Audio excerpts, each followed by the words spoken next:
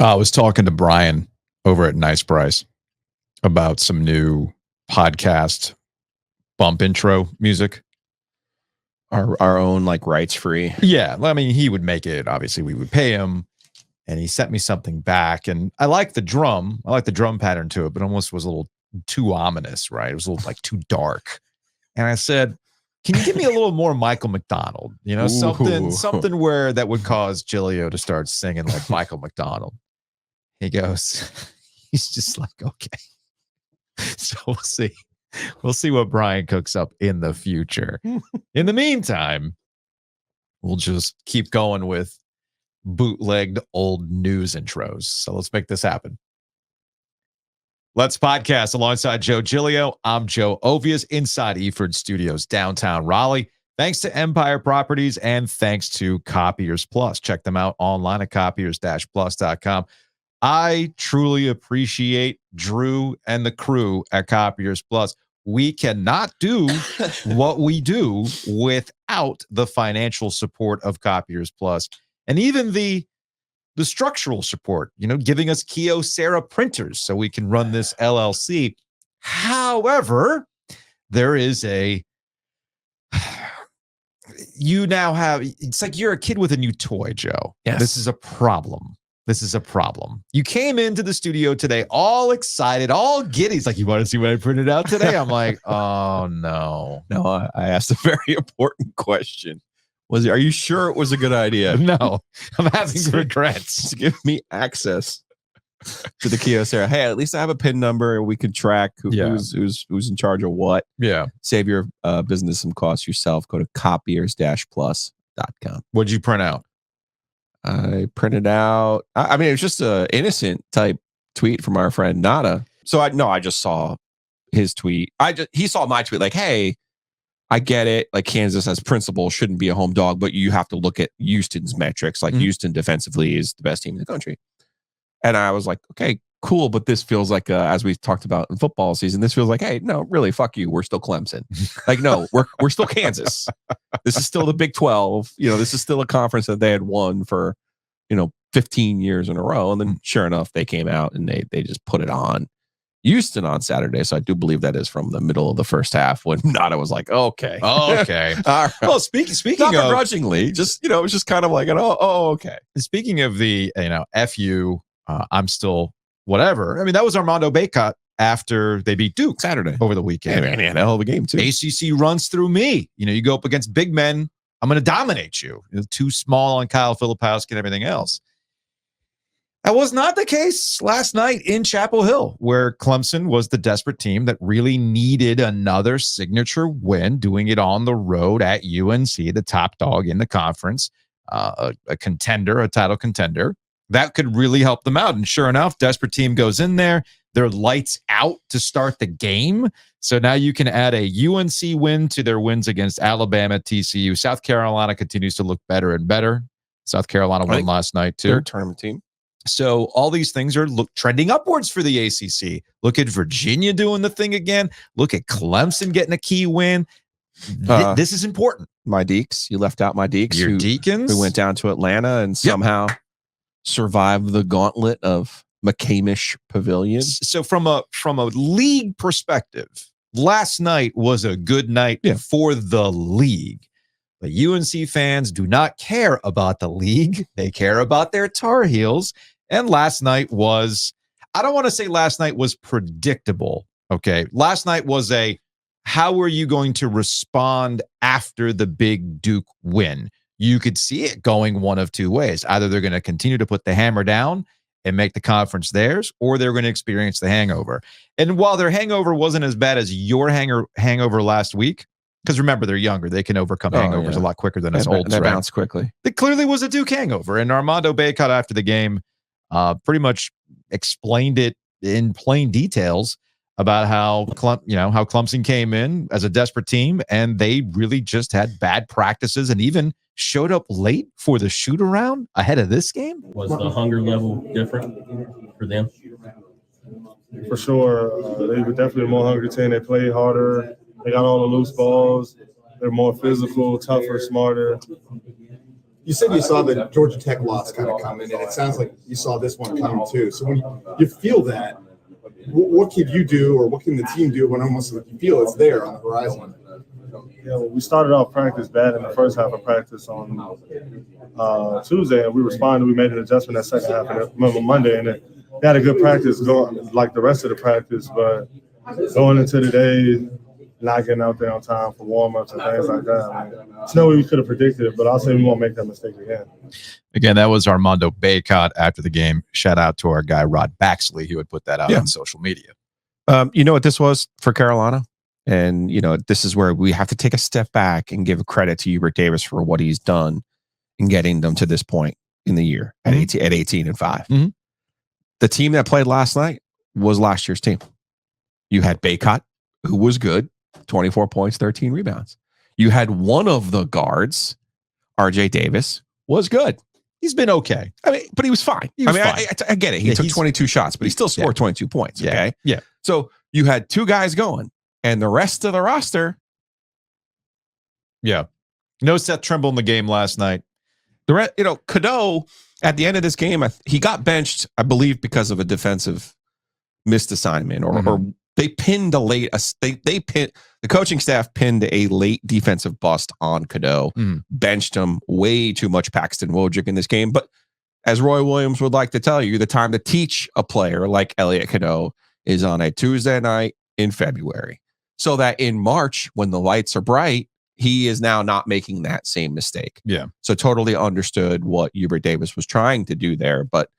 You look at this was a 23 performance from Carolina. Mm-hmm. You had Bacot, you had one of the guards, and the rest of it you're going, where is everybody else? Oh, it's funny too, but the script was almost there for him. Let's not throw it all away here because they had a bad game against not even a bad game, right? I mean, they struggled. They got it to 70s. They got it to 70. They tied it at 70 apiece. And I jokingly tweeted out like, man, the UNC script writers really outdid themselves because Harrison Ingram had gone out with, I think it was cramps. I think that was the official thing. Came down funny. His leg cramped up. Who knows, what they had to do to get him back out onto the court, right? Cormac Ryan, 0 for 6 from 3. He needs to heat up. But Harrison Ingram comes back into the game and immediately hits a 3. And I think that's the point where it got tied up 70 apiece. But then, just like they started the game flat, they ended the game with poor execution. I think it was a Jalen Washington errant pass that was unnecessary. Like they went 5 or 6 straight empty possessions to close out the game. I think you bookend it like that, you're going to lose the game no matter how much you might have fought yourself back into it, right? But to your point, yeah, man, look, they weren't going to go undefeated in conference play. You're going to have nights like last night. And last night's one of those classic coaching teachable lessons, right? So here is Hubert Davis after the game, essentially backing up with what Armando Bacot talked about post-game related to the lack of effort, the lack of commitment, the lack of wanting to show up and do the work that ultimately bit him in the ass against Clemson. I didn't particularly enjoy or like, our practices leading up to the game tonight, and it's the thing that I told them in the huddle the first time out at the beginning of the game that it's just not about X's and O's. There's nothing from a basketball standpoint we can talk about until the energy and the effort and the enthusiasm rises. And if that would rise, and things would change, and then we could start talking about basketball. And so in order to win a game like this, just didn't play well enough. And you really have to compliment Clemson and the way that they played. And they're a really good basketball team and extremely well coached, and they were deserving of winning tonight. So that was Hubert Davis after the game. And I had jotted this down last night that we didn't really learn anything new about North Carolina. If anything, it actually crystallized some things we already knew about North Carolina. I've seen it in the YouTube comments. I'll see it in our social media mentions. We've gotten a couple emails where people have been like banging the table. This is an elite UNC team. This is an elite UNC team. Well, careful on how you throw the word elite out there. They're a good North Carolina team that when they do what Hubert Davis asks them to do is a title contender, but you have to work your ass off to put yourself in that position. And that's been the revelation about this team, which is so different from last year's team, and why North Carolina fans truly have gotten behind this squad. They work their ass off. They can't out-talent people. And this is almost becoming this recurring theme about rosters, right? And how people bristled over the fact that, like, what do you mean you wouldn't take this roster? Well, they're a team that all knows their roles, and that's a credit to Hubert Davis. And when they're all locked in doing what they asked them to do, you've seen the results. They've been rewarded with the results. But when you come into it thinking you can just turn it on and we're going to take out Clemson, a team that's only won here once in however many tries it was, which, hey, man, I've seen it twice now. Who knew? Who knew that I would have seen all the Clemson victories in Chapel Hill? When you do that, you kind of crystallize the things that we've been talking about. There is no monster in college basketball. That's your favorite phrase. There's no monster in college basketball. So how do you position yourself to win when there's no monster? You do the work. They learned their lesson last night.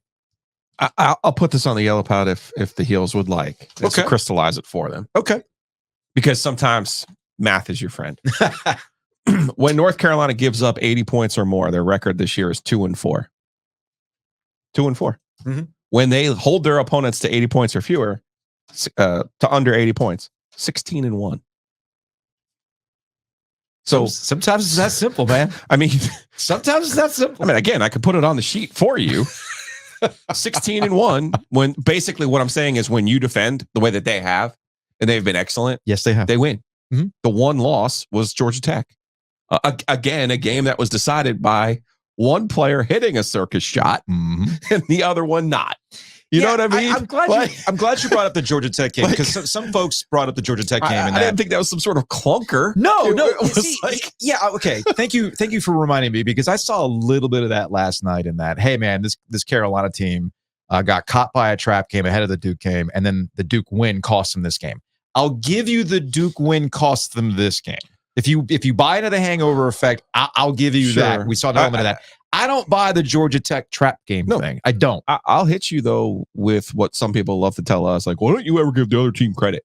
We just did. No. I'm talking about Clemson. Yeah, we just talking about did Clemson credit. What I'm saying is, you used the word desperate, and it was right. Yeah. And now I have to laugh because I advanced a theory presented to me by Josh Goodson that Clemson basketball just might be NC State football. It's a very good analogy, right? It's a very good analogy. They just might never come home for them. Yeah. But what is the one thing NC State football is capable of doing?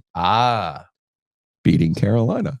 Yeah. So maybe they really are NC State football.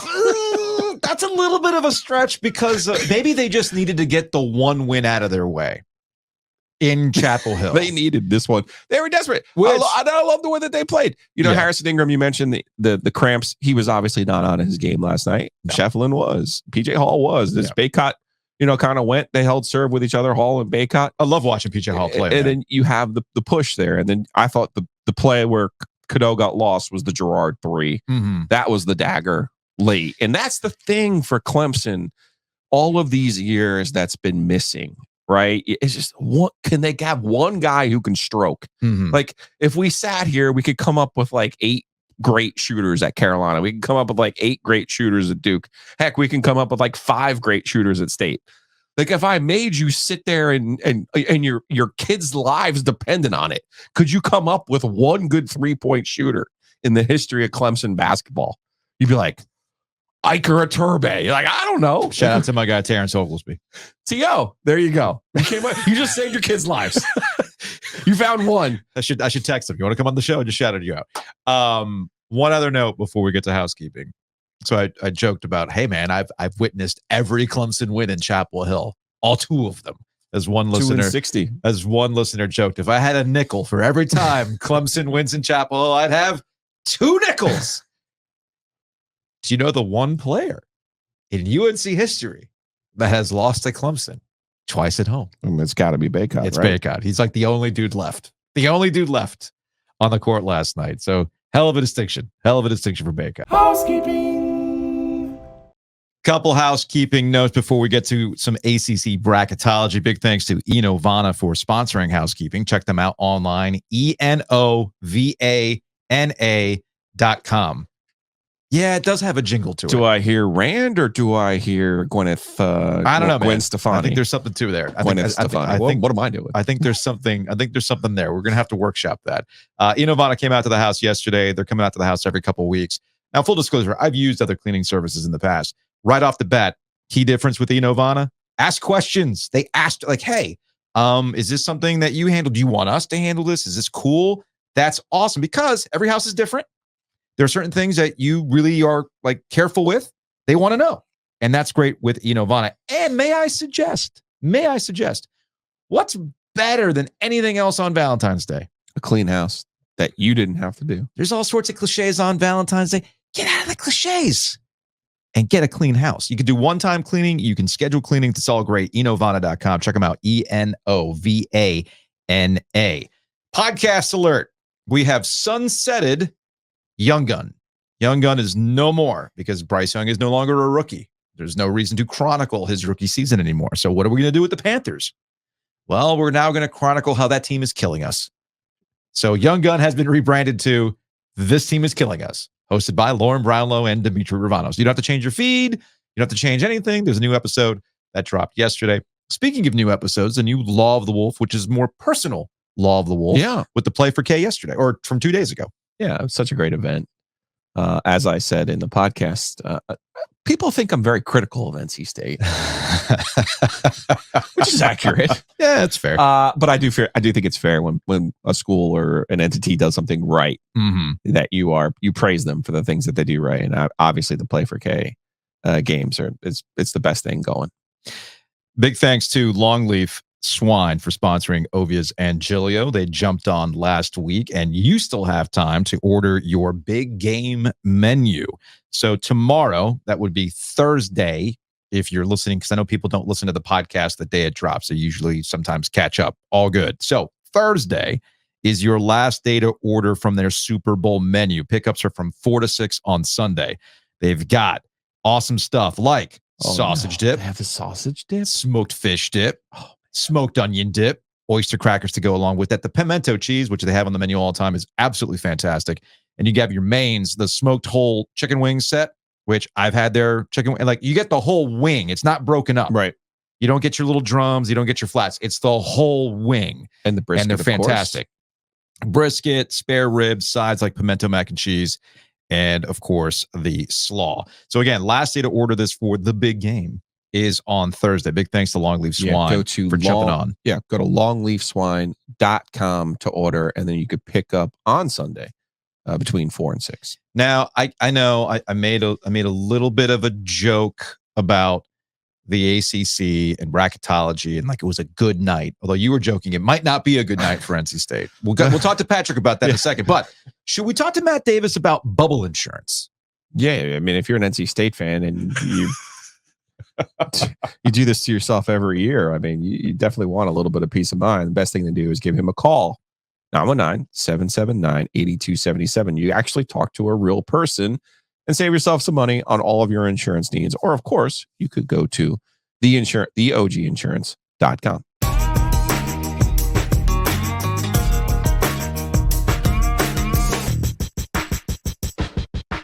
All right, let's talk about that ACC bracketology. Patrick Stevens, Washington Post. He is our official OG bracketology maven. He's also the king of the bobbleheads. Before we get into whether or not last night was a good night for the ACC, what do you got, Patrick? Show us a new bobblehead. All right, so this one is one that I think with the sponsor combination makes it work, okay? Okay. We've got Patrick Henry presented by Bojangles. Give me bow time or give me death. I was going to say, what's the tie-in to Patrick Henry? Where'd you get that? It was given away by the minor league team in Richmond. Okay. So there's Virginia. Yeah. And then I guess Bojangles was the sponsor. All right. Fair enough. All right, so let's start with Clemson, okay? I mean, North Carolina's in, we get that. But in order for other ACC teams to position themselves on the right side of the bubble, well, they're going to have to get over on the best team of the ACC, especially on the road, which is what Clemson did last night. So they got wins over UNC, Alabama, TCU, South Carolina continues to look good and, better. They won last night. So Clemson fine. I know there was, their ACC record's not great, but they've done some work. Yeah, I think Clemson remains has the third best profile in the league still, regardless of conference play to this point. I was saying to somebody last night when they're asking, well, what Clemson's down at the bottom of the league or whatever, right? It's like, well, at this point in the season, half of your profile has been built by non-conference play. Like that counts. That counts still 50% or so at this stage. And so you look at Clemson, and like you mentioned, all those games that they've won, you throw in a Boise State that they won at home. That's a useful victory too. I think Clemson's in really good shape, and beating Carolina is the sort of thing that is going to hold up. And to kind of seg into where I think we're going to go next, like that also helps drag Virginia along a little bit too, because Virginia just won down at Little John over the weekend. Yeah, help me out with Virginia, because when we talked last week, I don't think you had them in, and you were like, well, and I'm sitting here going, yeah, but they're going to go like correct 15-5 or at worst 14-6. And you're like, yeah, well, if that happens, again, reminding people that this is a snapshot of today, not a projection of what's going to happen. But am I overestimating what Virginia did out of the league, Patrick? I don't know. I think that you look at what they did. They beat Florida on a neutral court, and that's a game that has gotten more valuable here over the last week or so, since I think it was Kentucky that Florida picked off. Florida just beat Kentucky, yes. And the Texas A&M win is fine. There's not much else there on that non-conference profile. I mean, what the next best win I think is West Virginia out of conference. So it's not as if they did a ton of great work, but they also didn't do anything bad. And so when you look at Virginia's profile, like you said, just start stacking wins up, which they keep on doing. Did the other night and keeping Miami to its fewest points since 1948. Which is just a Virginia thing to do. And all of a sudden you look up and they're 18-5. Yeah. And it's not hard to imagine, that they get into the barn in regular season play at 15-5 or 14-6. And at that point, safely in the field. I mean, I think right now the victory at Clemson and to a lesser extent the victory over Miami are both useful. And, Virginia's best opportunities are still in front of it since they haven't even seen Carolina or Duke. And the more of these, middle of the pack ACC wins, or even games like the one at Clemson that they stack up, the less pressure there's going to be on them to pick off a Duke or a Carolina. But those would obviously do a world of good for them as well in terms of seeding. How about my Demon Deacons? Your Demon Deacons, and this is they have played the net game brilliantly here over the last week. I was going to say, can I get some style points from my Deeks and Steve Forbes? The Demon Deacons have gone by clubbing Syracuse and Georgia Tech. They have gone from 50th to 41st to 32nd in the net. That's ridiculous. So is it that simple? I mean, yes, it really is. Because we talked about this with the Big 12, right? Like the Big 12 really did themselves a lot of favors in the non-conference by smashing teams. Like, and you can sit there and go, but there's no strength, there's no margin of victory. Well, it's built in, it's baked in with all the efficiency stuff. Like if you go and you beat Georgia Tech by 30, you've obviously outplayed somebody by roughly 0.45 points per possession over the course of a game. So that's sort of what they just did. And so you look at Wake, the profile is basically, okay, they haven't really beaten anybody great away from home, certainly. I mean, they have a couple decent wins. They have another Florida. Home. You look at the Virginia win. They beat Florida at home. Virginia Tech, the one at Boston College, beat Miami at home. But if they just keep blasting people, it's probably not going to matter that much. I think that for Wake, they could very easily end up as a quantity team, a quantity over quality team that you just simply can't ignore. I would have them in the field right now, barely, but I would have them in the field right now. And obviously a big one for them and NC State coming up. But also, they've still got two Dukes still to play. So they actually get two looks at Duke. No more looks at Carolina, though, unfortunately for me. Yeah. I hope they do see them in D.C., though. That'd be nice. That'd be fun. I am looking forward to that. Fair enough. All right. If we can understand that it's a snapshot and the other team's net is what matters more than your net, how does that affect NC State? going forward? Because NC State's in a funny spot where they've beaten the teams they should beat. They're just really clamoring for one of the like Clemson last night. Like they need something like that in league play to help them out. Yeah, at the end of the day for NC State, the best thing about their profile remains they've done nothing bad. The worst thing about their profile remains they really haven't done anything that's going to help them all that much. The victories over Virginia and Wake Forest at home are helpful. They just need something a little further up the board. And those opportunities basically are Carolina, Duke, and at Wake and at Clemson. And so I think that the week that they're going to have, the 8 days they're going to have coming up at Wake and then the following Saturday at Clemson, both really, really useful opportunities for NC State. If you don't get one of those, you're basically backed into doing something in that 3-day stretch in early March or making a run in DC. Patrick Stevens, Washington Post. He is our OG bracketology man. And we're going to see you in DC. I'm very excited about this. I'm looking forward to it. I finally booked the media hotel and I made sure. I hope you and I might be stuck on a king bed, Joe. I don't know. We'll see what happens. Well, I love a floor. That's true. You do. You will sleep on a floor because of your neck and your back. So are there any cat cafes in DC, Patrick? I'm sure there are.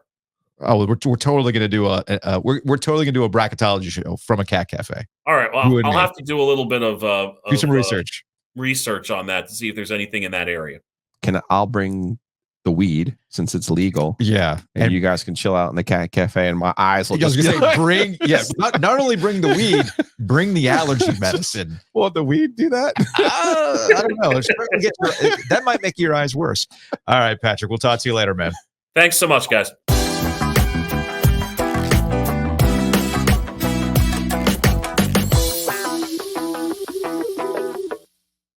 Big thanks to Whitaker and Hamer for sponsoring Ovias and Giglio. Check them out online, wh.lawyer, attorneys and counselors at law. Oftentimes we talk about mundane signing a bunch of document tasks, right? Like closing a house, right? Contracts, wills, etc. But they can also help you out with traffic tickets. And I'm worried because we talked about going up to DC. Are we doing a roadie up to DC? Potentially. And are you driving? No, we need to because we don't need to pay for parking for double for two different cars. So you want to not be effective. You want to go in one car. Who's driving? I was considering a train if we are going to stay. Okay. No, we're staying at the media hotel. Fly. That's probably too expensive. No, we have all this equipment. I'm not taking this stuff through TSA. Hell no. Okay, so no. So train? I think the train has potential. Drive. I'll drive. Well, you like your new car. Yeah. Yeah. Can you fit in the Civic? We can't fit all our stuff in the Civic, can we? Yeah, we can. How much stuff do you think I have? I don't know. Look, quick story. The reason why I brought this up with Whitaker and Hamer is that if we get a traffic violation, I'm sure they can help us out. Correct. They've done it before. Which is why I think I should drive so we don't have to. But anyway. Better start knocking on something. Final four. Dallas, Shannon Penn, now with ESPN Radio. Oh, Jerry's World. Okay. Yeah. Shannon Penn, ESPN Radio, was our producer at the time. Shannon brought a suitcase that you could have fit in. That dude, we get to the hotel because somehow we got upgraded to a conference room. It was the strangest thing. We had this gigantic corner room in the media hotel that had its own conference room to it. So that dude, the minute we slept in the conference room. You probably would have. The minute we got there, he starts to iron all of his clothes. Like I'm shoving everything into one carry-on. Man's got to live by a code. This man had a huge bag. I think he had 2 outfits a day. Nothing but respect to Shannon Penn.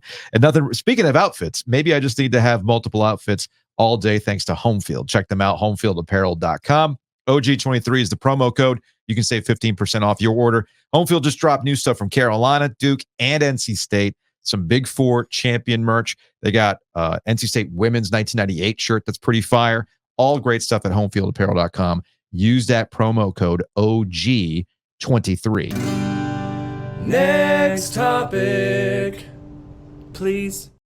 While I was in Chapel Hill, you were at PNC Arena for the Carolina Hurricanes and Vancouver Canucks. The return of Jim Rutherford, the return of Elias Lindholm. And if Carolina and their Duke hangover was predictable, it looks like the first game coming out of the All-Star break, a little bit predictable for the Hurricanes, on top of the fact that Elias Lindholm was back in the building and stuck it to the Canes with 2 goals.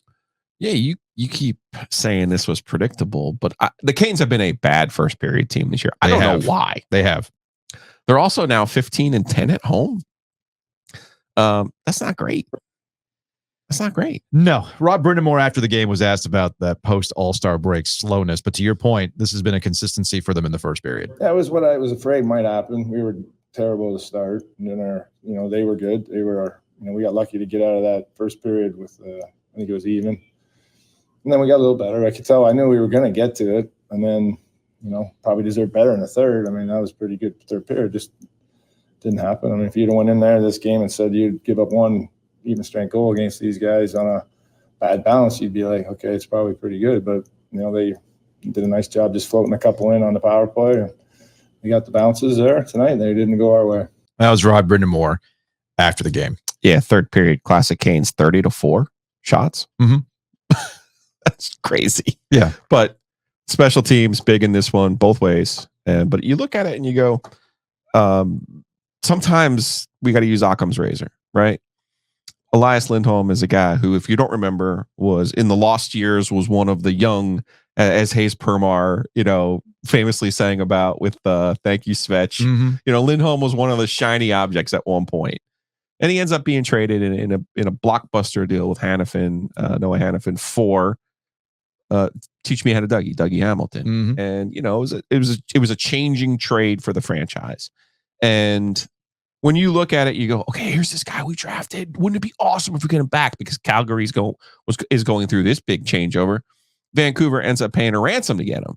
But there's obviously some fans out there going, well, man, all we need is the guy that we drafted back.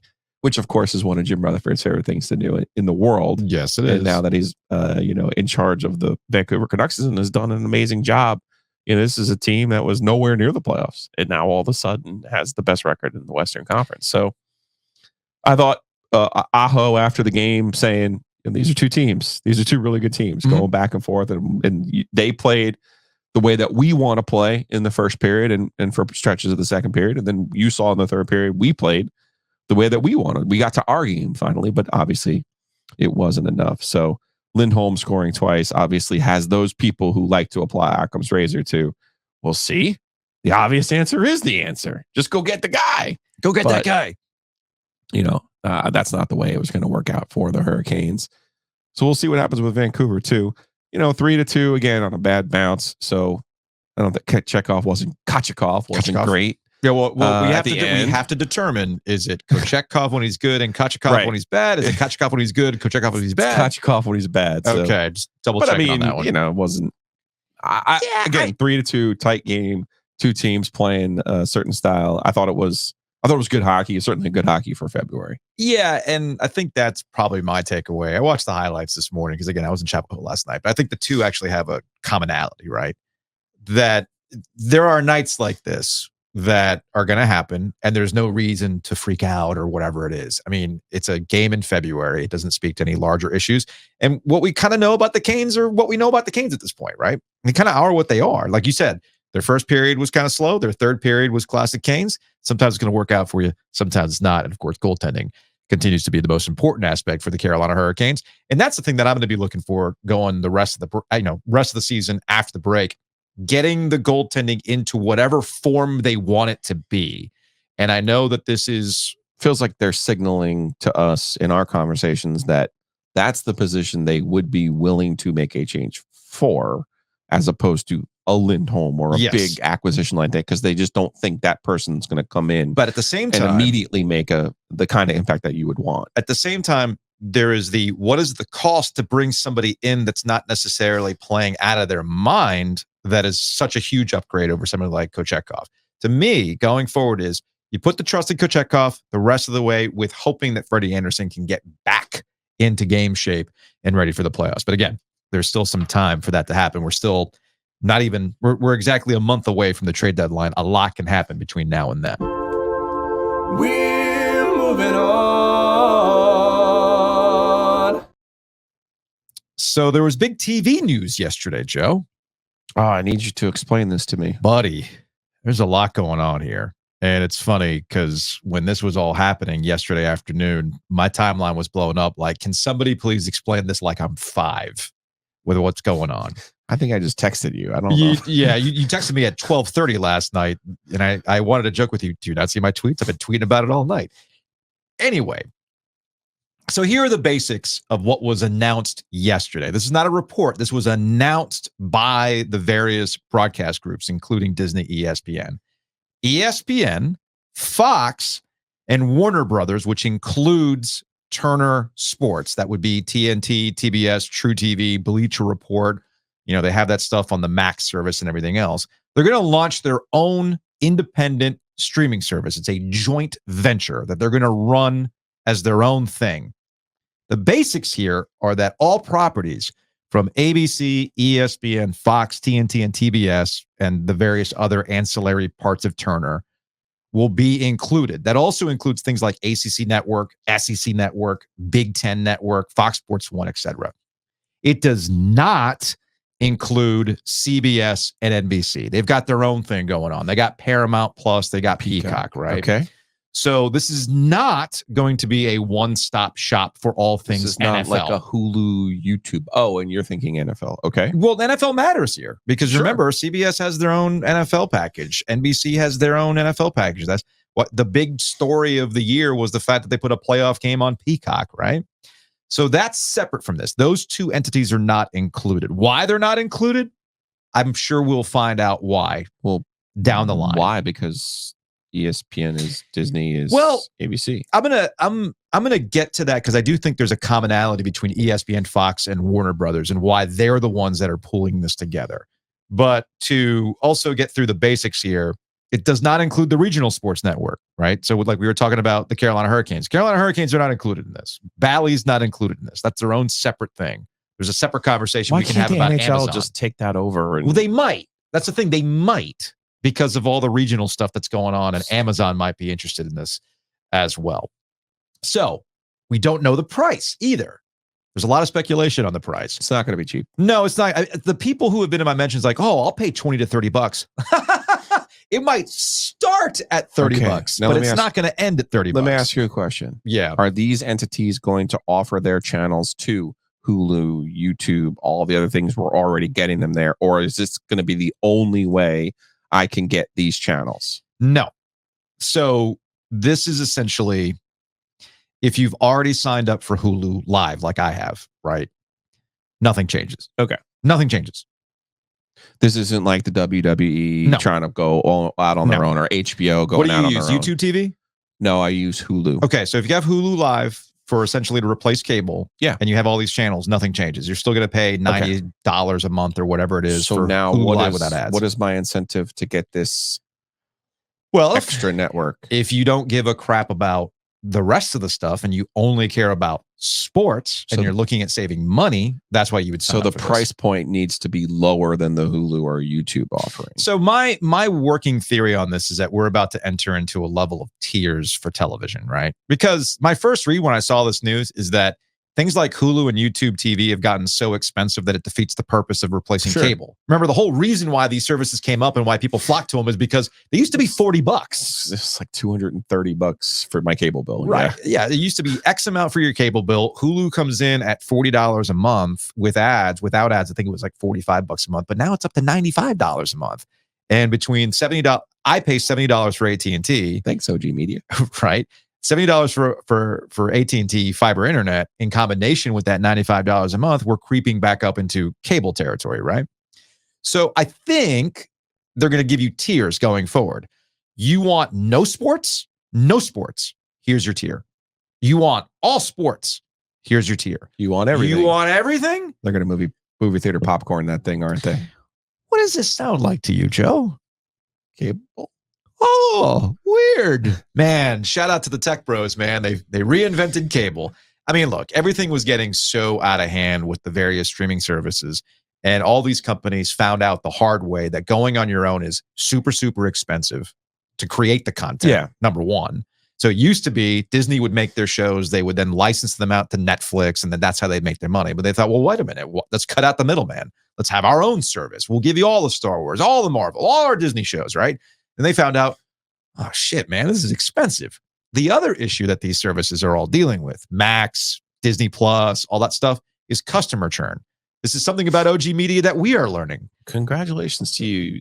You just referred to them as Max. You're the first person in the history of the world to refer to them. I know. It took a while to get me there.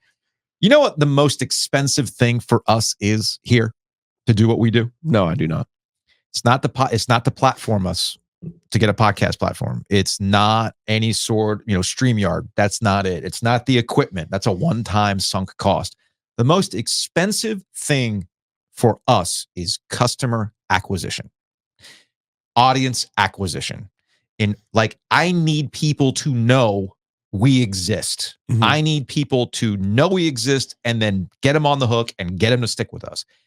That costs dollars. That costs marketing dollars. And that, in the form of these streaming services, comes in the form of new content all the damn time to prevent churn. Netflix just has everything. And of all the streaming services that exist, Netflix is the one that ultimately won because they have very, very little customer churn. And you've seen a lot of these companies started to sell their stuff back to Netflix, right? So that's something to keep in mind as to why we're here. And the thing that So, Mike, let me ask you this in a sports context. yeah, What does it mean that ESPN and Fox are being friendly? This comes after I'm glad you brought the conferences that are run by ESPN and Yes. Fox suddenly decided to find religion with themselves. I'm glad you brought that up because all these broadcasters have another thing in common other than the churn. They're all inventory sports, and they're all inventory sports with new deals coming up. So with the cable erosion happening, and remember, I'm a broken record here. Yep. Cable and the sports rights fees ballooned because everybody was taking massive just drinks from the well of money that was subsidizing them. A hose, yes. I mean, really, A fire hose. It's really what it was. It was the cable bundle in 110 million homes. 20% of those people maybe cared about sports. The 80% were subsidizing it. People who never watched ESPN. And I've been calling this for a decade, that eventually that was going to go away. I feel like longer, but Probably longer, 15 years now, that this was eventually going to go away. And there was going to be a reckoning for the leagues and the broadcasters. And there was going to be a correction. And we're seeing that correction right now. So everybody's freaking out and they don't know what to do. So that's what all these have in common. Fox and ESPN or Disney have a lot of bills due to keep their inventory sports going. So they're looking for a way to pull the stuff together and make money that way. It's more revenue generation. I was reading a report, I think it was in Business Insider, that was highlighting how every entity will have a different distribution of revenue. It's almost like the ACC and the college football playoff, right? So like Disney. hey, SMU. Right. Love you, mean it. Fox could be the SMU here. But it's free. Exactly. So those are things to keep an eye on. And that's why we're here, man. It's the erosion of cable. But I do think there's some other things that are going on here, in that while it has I know everybody's making a big deal about how this is going to completely transform television, because I think everybody understands that sports has been the thing that has kept traditional television alive. Yes. And now you are seeing these broadcasters go, well, I mean, hell, Roger Goodell had his commissioners forum this week, and he was asked about streaming services and things like that. And he said, we got to fish where the fish are, which is why he's been putting stuff on these streaming services.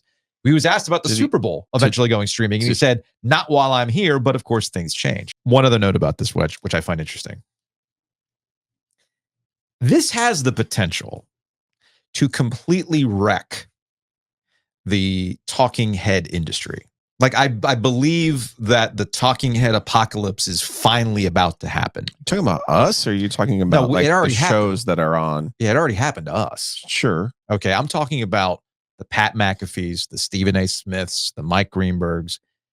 If you're going to pay $50, $60 for the streaming service, you're paying for it because you want to watch the games. Okay. The reason why the big personalities at these various networks make the money that they make gets back to what I was talking about with cable. They were drunk with money. And in order to keep people, you have to fill out the programming on your linear network somehow. So somebody you had to have something on at the gym. You had to have something on at the airport bar, right? So that's how you got to this point where Stephen A. Smith and the like are making all this money. Well, we've already seen them cutting back on personalities. This is the big one. I really think this is the big one. At the very least, you're never going to see a deal like Stephen A. Smith got again.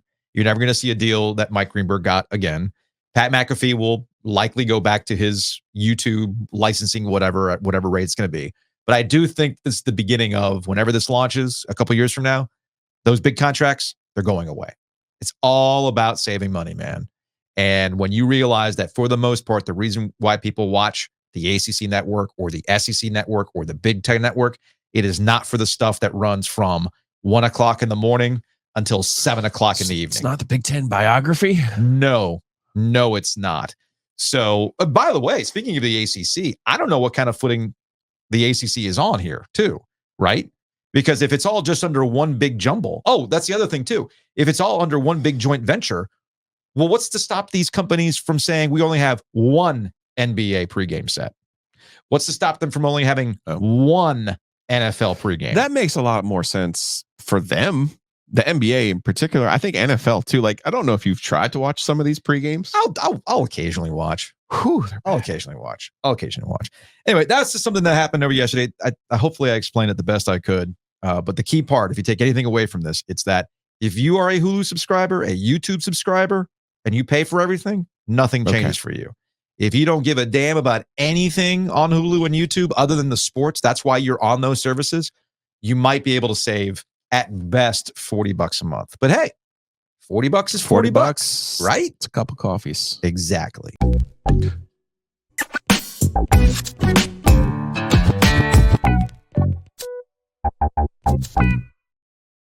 Big thanks to Hometown Realty for sponsoring Ovia's and Giglio. Check them out, myhtr.com. Speaking of money, saving money, incentives, right? That's how they got you in on these bundling deals earlier, these incentives. Well, incentives apply to new homes, Joe. Yeah, get into that new construction. I see it every day. Driving into town, all over the place. Best way to get there, go to Hometown Realty, which is myhtr.com. 6 locations from here to the coast. More than 250 agents. They are the experts that can help you before the frenzy hits, and they can help you buy, sell, and calculate at myhtr.com. You got a house, you hang outside, you got your patio, you got your front porch, all that fun stuff. It's going to get warmer. You want to enjoy it? Well, use Mosquito Authority and Pest Authority to make sure you enjoy it. Mosquito Authority to keep the critters out when you're trying to enjoy the outside. Pest Authority on the inside, that moisture barrier. You buy that house, you want to make sure that everything's all good. Moisture barrier goes a long way. So head on over to bugsbite.com.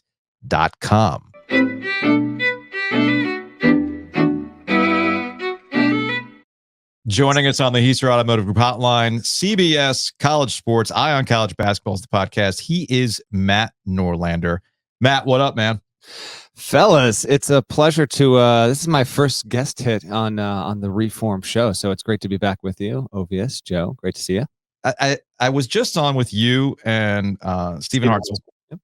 And what I thought was funny is, and we talked about the ACC and the state of the ACC and why people seem to have knives out for the ACC in college basketball. And I think my favorite takeaway was people thought that I was like coming at you, and I had to remind them that's just how Matt and I talk. Was that one of the takeaways there? Yeah. I brought you. So this is I co-host the CBS Sports Eye on College Basketball podcast, but I also every January through March I have a Learfield IMG show with Stephen Hartzell, which is similar but different. And I wanted to bring Joe on so that he could stand up for the ACC. So that was the whole point of bringing you. Known ACC apologist, Joe Ovius. Known ACC apologist, Exactly. just as Jim Phillips. Because I think we can roll here. Set me up however you want. I think we agree more than people might think that we do. Yeah. My question to you to lay out your case. Yes. My question to you, to have you come onto our podcast, my question to you is, why does it appear that folks are taking enjoyment in the ACC being down, that people like to go out of their way anytime there's a discussion about the ACC? There's and by the way, they're not as good as they once was. Yeah. Okay. So I obviously don't feel this way. I definitely wrote about it, I think last season or the season before. I definitely wrote the, hey, look around. I mean, this is not the ACC. This is not your older brother's ACC. This is definitely not your dad's ACC, and it is certainly not your grandfather's ACC, because that is a newsworthy development and worth writing about, and it's undeniable. I think both of you would agree that the ACC of the past 5 or so seasons is definitely not what the ACC was in the 2000s, let alone the 60s through the 90s. We can all agree on this, I would hope. Do you agree, Joe? 19 was the last year of the ACC. That was the death. Well, I can't agree with that because we did have a kind of a memorable Final Four rendezvous between 2 of the ACC schools. But I get the point all the same. Yeah, that was the Zion Williamson, Kobe White. You know what? Virginia won the. Still had Roy. Yeah, Roy was still there, right? All those kinds of things. All right, so I use that as prelude to say. I don't see now. I'm more nationally focused, but that being said, like I pay attention to the ACC. I talk to the coaches. I write about the schools. I'm dialed in on the games, but I am not picking up. My radar is not picking up on as much of the satisfaction it feels like you guys are getting at the downfall or the degradation of the ACC as a basketball entity, particularly in men's basketball. There, but what I do think is tied to this, and we got into this a little bit on our other chat is the reverence that was held for the ACC for decades. And now, by the mere fact that it doesn't have the outright depth in the conference, it's something that I think people are taking stock of and noticing that the Big East, which has been able to significantly remake its image. I know Ovius has thoughts on this in general as it pertains to the Big East and media. I get all that, but it is undeniable that Villanova won the championships. UConn has now won a championship. It has remade itself, and teams like Creighton consistently being ranked as we go along here. Now Patino with St. John's. We'll see if they can get to the tournament in year 1. There are just a lot of things about the Big East where that conference could have really kind of withered and been kind of on the outskirts. It's not been that. It has operated as a top 4 conference for a good 5-6 years now. And when you contrast that against the ACC, which just like, will Wake get into the tournament? Like Wake hasn't been in there. NC State is not consistent. You don't have, and then the other part of this, and Joe and I talked about this, and I'm sure you guys have talked about this plenty on your show. It is undeniable that the conference just does not have, and this shouldn't be the reason it is, but it just is, guys. The conference does not have marketable head coaches right now. Like Tony Bennett, I have never stepped off my Tony Bennett is a top 5 coach in the sport. I have never stepped off this period. But the man, God love him, is not seeking a microphone to talk into. Okay, he will do it when he is required by the terms of his employment. Yeah. Other than that, not a self-promoter. Forbes is an incredible quote, and if Wake Forest were to get to a point where it was ranked on a weekly basis, then we'd really have something there with Forbes. But as you guys well know, like all the legends have basically left. Larinaga is like a borderline Hall of Famer, but he doesn't quite. Even though they made the Final Four, he just doesn't quite break through. So I think because of how men's college basketball gets a lot of its attention, and that is through the quotes and personalities of its head coaches, and the ACC now going through a real transition phase here. I think that is also impacting, in addition to, and I know I'm going along, but I'm trying to give you everything I got here, in addition to the fact that like Notre Dame, historically a great brand, has been down. Louisville has become a catastrophe and an embarrassment and is going to go through another head coaching change. These are major factors. Like if you want the ACC to be regarded as like a top 3 league outside of the actual results, you need schools like Louisville to be relevant for the right reasons and not relevant for being historically awful. You just said a lot. The one thing I heard that's interesting, I'm not picking on you here. You're giving Creighton credit for doing something they haven't done, by the way. What? But Miami, Larinaga, goes last year and has now done it with 2 different teams. And it was almost like, well, he's a borderline Hall of Famer. And I'm not arguing with your central point. He is. That's interesting how I think he is a Hall of Famer. You can't take George Mason in Miami to the Final Four and not be in the Hall of Fame. It's brands. But it's what it is. Like brands. Creighton, like what has Creighton actually done? It has gone from being a mid-major consistent program to operating as like a top 4 school in a high major conference. And that's something that like maybe 3 other schools can ever claim. Oh, we're now getting into something though. Okay. And I hate to do this to you. No, please. No, please I feel like national people, and you're a national person, and I hate it when people are local people, whatever. National people love what you just said. Chris Mack at Xavier, Sean Miller at Xavier, guys who consistently do something. In my opinion, Chris Mack never won jack shit. In my opinion, Sean Miller, awesome dude, great. I'm glad you won at Arizona. If you can't get to the Final Four and win the national championship, which is what the standard here in the ACC at Carolina and Duke specifically, what are we doing? But you guys nationally have this idea of, well, Creighton, that's awesome. They're in this, shitty town in Nebraska, and they figured out how to have a relevant basketball program. They will find you. It's fine. You got to talk with NC State fans. Wait until the people in Nebraska find you. It's fine, man. It's fine. But I'm just saying, it's what I'm more so getting at is the worldview that you guys have, the national view that you have, compared to how we kind of view college basketball. That's where I'm getting at. Other than the straight, I guess, but you might be barking up the wrong tree in terms of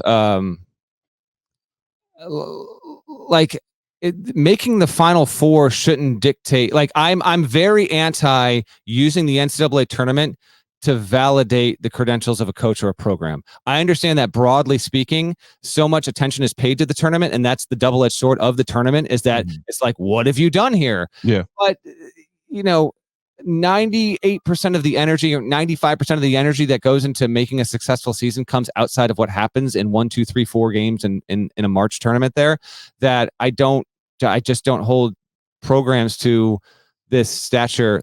And you're talking to the guy who wrote the column on Jim Larrañaga last year that laid out why he has a Hall of Fame career. Yeah. So I think Larrañaga has done, there is no one that has Larrañaga's parallel.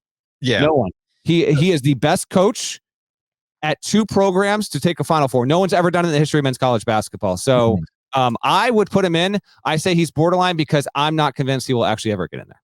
I think what Joe and I are getting at in the conversations that you and I have had, we see this with football. And there's been a college footballification to college basketball in that the right programs have to win in order for your conference to get credit, right?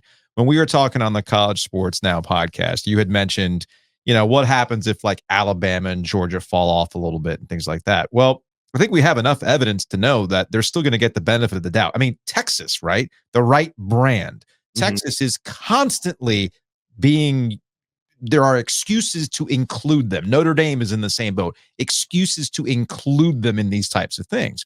And if the College Football Playoff Committee were to do an NCAA tournament committee of 16, you'd see a lot of the similar programs, the liked programs, the brands, and everything else, which is the beauty of the NCAA tournament. We don't have any of that crap. So the difference, I guess, that I have with you is I do put more on the NCAA tournament, even though it's a random chaos generator, because it is the purest form of competition. Beat who's in front of you, fight your way to get here, and then we can just let the chips fall, right? Whereas with college football, it's all about, I have all these things that tell me why this team is better than the other team, and we're just going to go ahead and put them in that position without ever having them play each other. And I feel like we do that oftentimes with the metrics now. And I mentioned this to you, and I'll repeat it. It's impossible to watch all these basketball games. Impossible.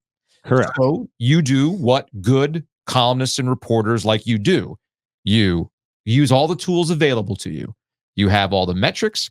You contact the coaches. You're constantly on the phone, constantly talking to people to get a good idea of where everything is.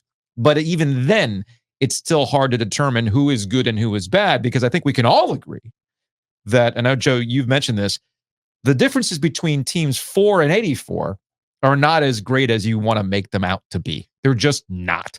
And Clemson last night, which has been a big part of our conversation today, Clemson's come up close, man. They've come up real close to some wins that could have helped them in the conference.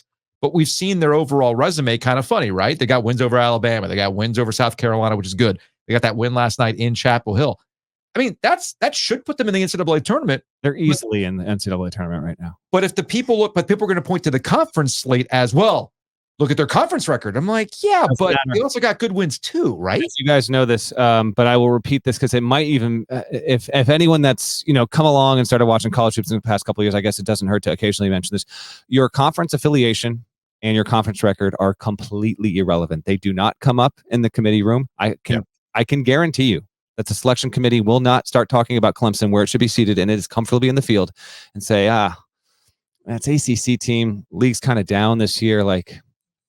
we got him on the 6th line. Maybe they're closer to 8. That just won't happen. It just doesn't. The way it works, and I've done this mock exercise. It just the way the process works out when you're starting to sort teams and you've got all these people that are voting. It just doesn't happen that way. Clemson's easily, safely in the tournament. We've talked about this. We agree.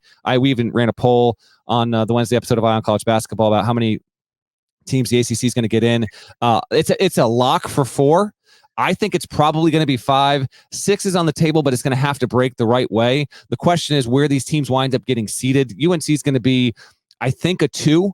The loss against Clemson is a little weird, but maybe it's just a blip. And I love what Baycott said afterward, like just not being afraid to speak on the record there. Duke, we'll see. Duke I could see as good as a 3 and as low as like a 6. Clemson right now I think is like a 6 seed when you look at it. I know it's like, again, this speaks to conference record. It's sub 500 in the ACC. That does not matter. Look at its resume compared to everyone else. Clemson is safely in. Virginia obviously has played its way into the field. And now Wake Forest has a real claim, although Wake Forest needs to get a couple more high-value wins to make that happen. After that, you get into this like, okay, is State, is Miami, Virginia Tech, are these teams going to be able to poke through? I don't know, but 4 is a lock.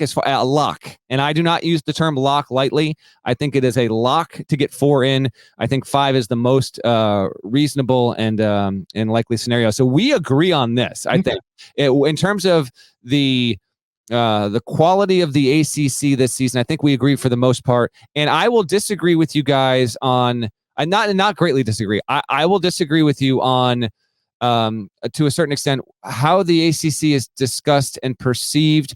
I think, and I've heard Ovia say these kinds of things before, it is actually better for the business of college basketball media if the ACC in general just happens to be really, really good. Like it's not a good thing. It's not a fun thing when you've got the likes of Syracuse now twisting in the wind, and Louisville and Notre Dame, NC State. Man, you know how awesome, how excited I would be to have like an NC State team that was genuinely like in the mix to get a 3 seed, so I could go down, see you guys in Raleigh, and write a feature on NC State. I'd love to do that. It's just still not happening. But in the context of this season, I think the ACC is just fine, and it's got one genuine NCAA title contender. I've said since the preseason, I don't think Duke matches that criteria specifically, but it's got UNC there, and I think we will look up in the Sweet 16 and minimally, I think you'll have at least one team from the league represented, and it wouldn't shock me whatsoever if there were at least 2. Look, man, I agree with you that everybody understands that the ACC being good, or the key teams, the brands that we mentioned,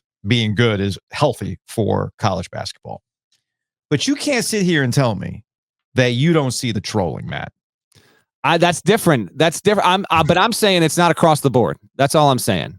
I'm not saying across the board throughout, college hoops media that we're all like, I don't think you can point to one instance with me particular. No. But I'm just saying, like, there's a reason why we talk. I'm just saying there are people that don't do that. That's all. Yeah. No. Let me put it this way. There's a reason why we talk. Okay. That's that. I don't want to bring the trolls on. Is what I'm getting. You don't all have a group text with Chris Mack and the Miller brothers and what? I can't just that's the other sweeping generalization. That's the other outlet. All right. Matt Norlander, CBS, Eye on College Basketball is the podcast. We appreciate your time, man. We'll talk to you later. Appreciate you guys. Thank you so much for having me on.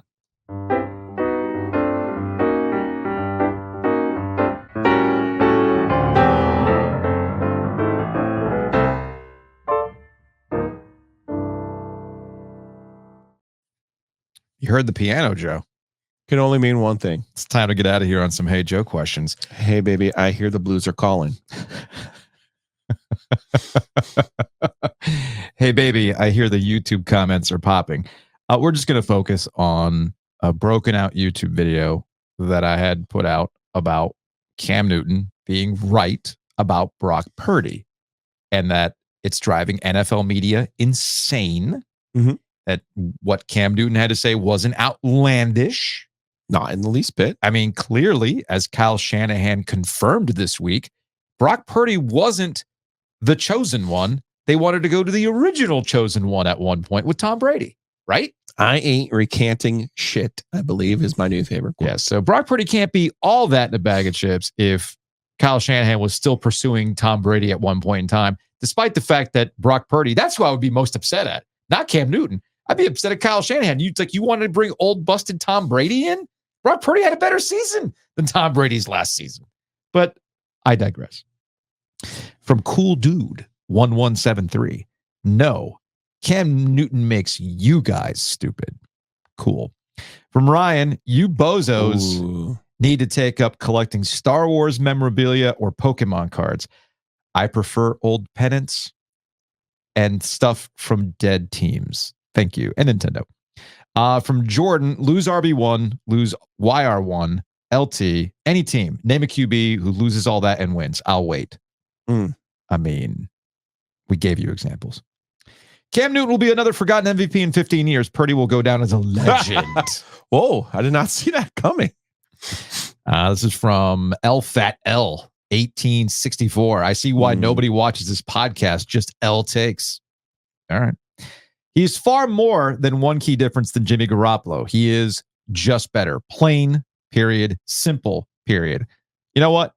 I will give Chad Don 7685 credit on this one. And that, yes, I might have been a little too flippant about what Brock Purdy's better at than Jimmy Garoppolo. It's not just the legs. Brock Purdy will actually throw the damn ball downfield. So you're right.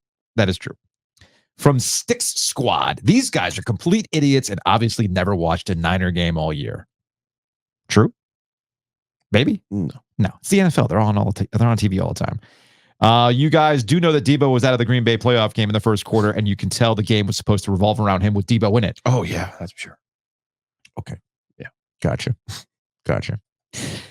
From Max Oblivion, game manager is a silly concept. What does a game manager have to do with being the best player on the team? Stupid. You folks just don't understand that no QB wins games without talent around him. Brady threw the ball. He didn't catch it, run it, or kick it. Lamar Jackson did. Are you talking to us about?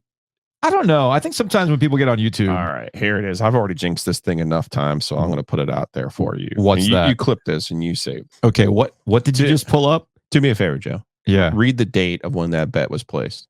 September 7th, 2023 at 9:15 at night. I'm shocked you were awake at 9:15. That's actually the biggest thing that I learned here. No, the bet was placed August 31st. Oh, August 30th. Yeah. Oh, my bad. So August 31st, 2023 at 2:40 in the afternoon. That makes a lot more sense. Better. There you go. That makes a lot more sense. Okay. Yeah. This was my preseason pick. Okay. So it's a wrap. So what just because Brock Purdy is what we believe what Cam Newton is saying doesn't mean it's wrong. Doesn't mean we don't know football. Brock Purdy has a very specific role to play that works when all of those other pieces around him are excellent, including the coach, who's excellent, by the way. But what do we know? I don't know. I mean, I already jinxed him. I mean, freaking Mahomes is going to make me eat it on Sunday anyway. But there it is, man. August 31st. Don't tell me. Okay. That's going to wrap it up for today's show. We will see you for a Sleek Fleet OG Live tomorrow afternoon on YouTube, 2:00. See you then.